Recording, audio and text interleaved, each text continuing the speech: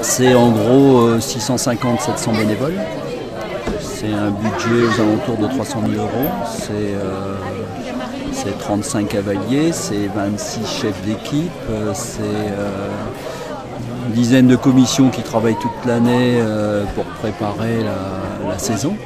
Ça va des commissions de communication,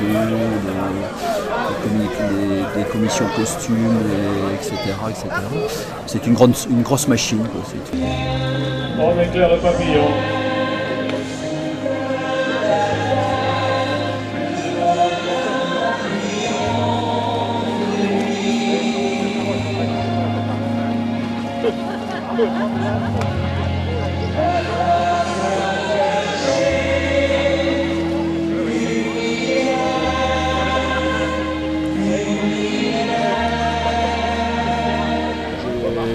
J'ai rencontré Dominique Laprise en 1990 en allant voir un spectacle à grand déploiement à Québec. En fait, un metteur en scène québécois était venu voir Le Souffle de la Terre ici à Ille-sur-Noix.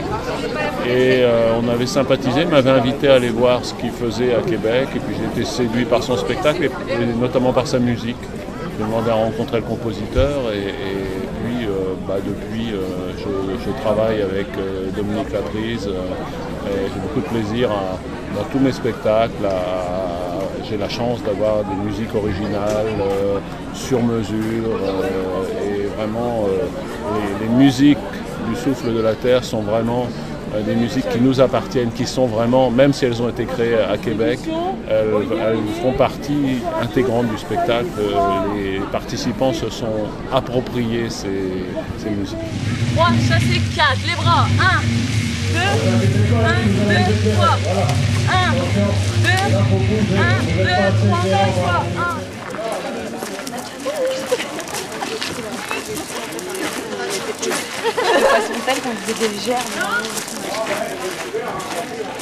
On va s'arrêter là-bas à la coulisse pour en prendre un plus long, toi.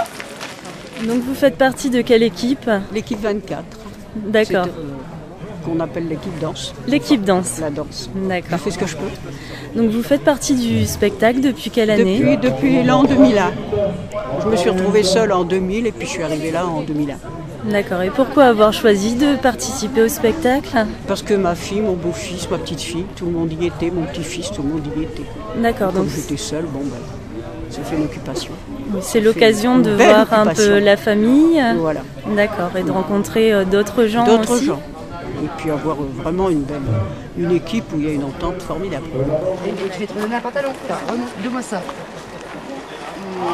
Et puis ça, c'était trop grand aussi. Je crois qu'à moi, le masque à ça va. Il y en a des autres. Ouais, je change avec quelqu'un d'autre, ça me tâche plus grand, parce que moi, je peux pas gérer ça.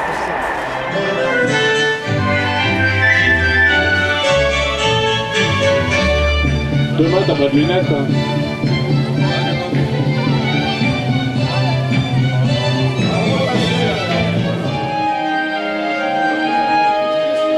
On est tous bien figés, hein. S'il y en a un qui bouge, ça gâche toute la scène. Ouais, c'est beau le puits, c'est beau la maison. C'est bien.